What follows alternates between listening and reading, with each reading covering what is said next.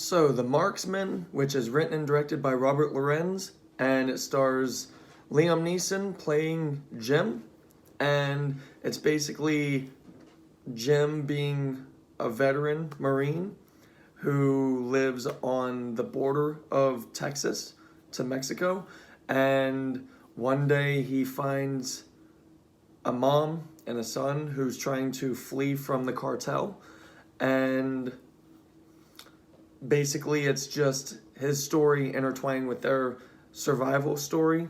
And if this starts to already sound familiar, as if they've been here, done that before, that's because you are 100% correct. This is literally The Last of Us and Logan's story.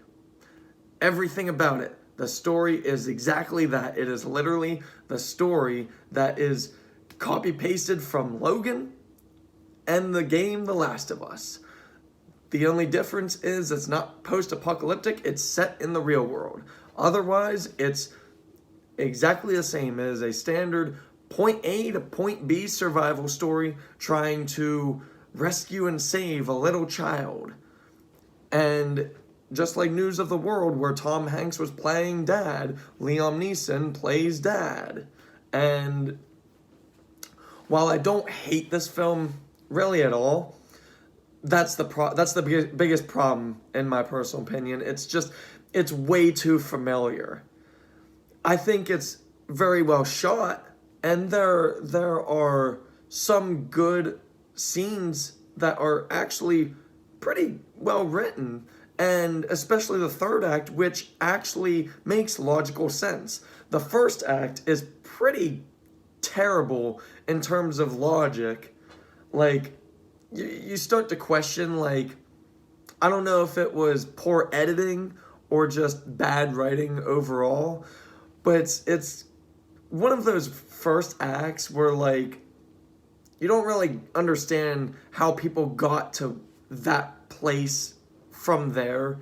It just kind of happens, like, in the next scene, and you're left there thinking, so we just went through a 5-minute driving sequence, and they literally just showed up right there, right beside them, just in a snap. The first act is one of those kind of acts where it doesn't really make logical sense.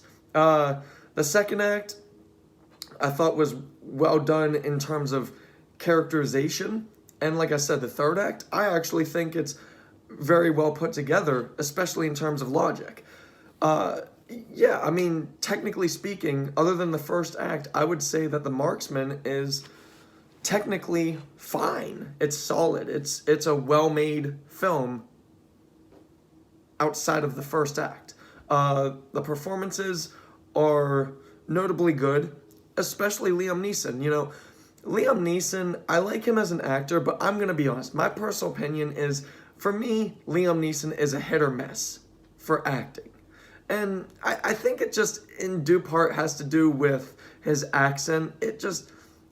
A lot of his movies, his accent and the way he talks, I don't know, it pulls me out. It really keeps me from being immersed. I don't know why. I can't really explain it. It's just something about his acting and his accent. It just kind of drives me away at times. But in this film, it didn't. He actually fit well and worked well in The Marksman, in his role as Jim Dad.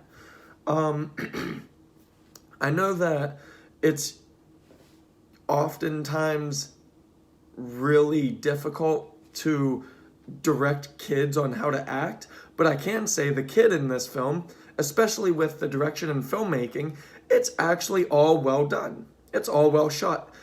Not everything.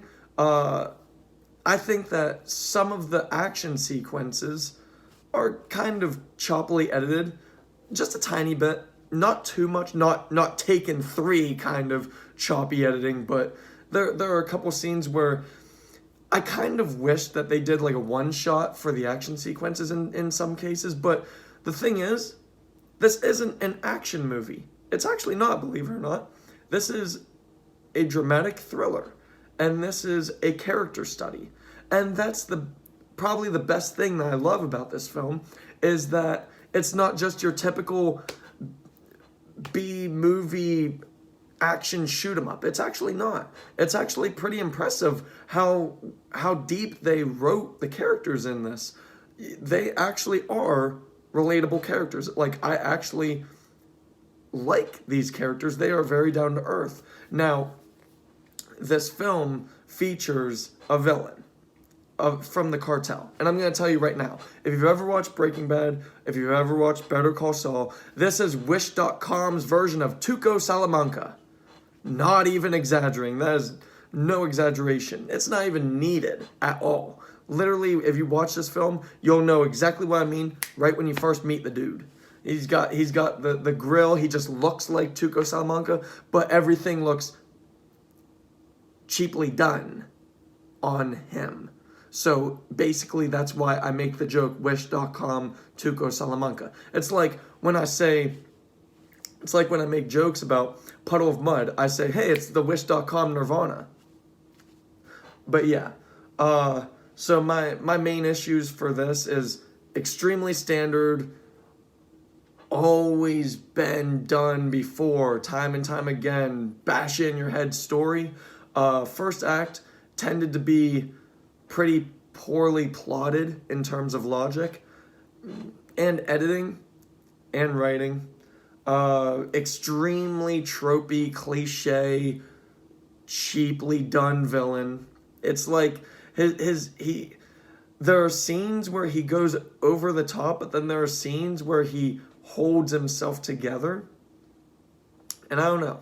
That's another big problem with this film is how uneven it is. So like when there's a really good, well-shot scene, there's an equally unimpressive scene. And it doesn't really make sense because the movie as a whole, you can tell it's really well done. It's really well made. They actually did put their heart and soul into it in making the film, not so much the writing.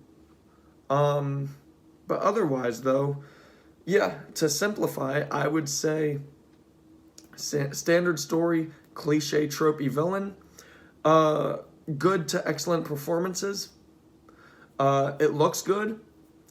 Not many action sequences, but when they happen, they're not so overtly over the top to where they're annoying or giving you a headache. They mostly are comprehensible, at the very least. They're not like Taken 3 where he's jumping up and down over a fence and it's literally like 18 freaking shots from a camera because he's an old man trying to jump over a tall fence. It's not like that at all. There are some scenes where it's a little bit of the camera editing like that, but not. This is nowhere near a violent film. There are action sequences and more so violent sequences, but it's nowhere near an actioneer. This is a character study, dramatic thriller through and through. And yeah, I mean, I basically touched base on everything needed to say about The Marksman. This isn't like a #1 smash hit, but it's also not an incredibly terrible film. The last Liam Neeson film I saw in theaters was Honest Thief, and I saw that in IMAX, and the IMAX portion was less and more inferior than the Honest Thief film itself. The Marksman I saw in original format. I think that was the only way you can watch it in theaters. And as a whole, The Marksman is well made, but it's still a meh kind of film. So all in all, for me, The Marksman is a 5 out of 10. Mainly just because very standard story. Thank you.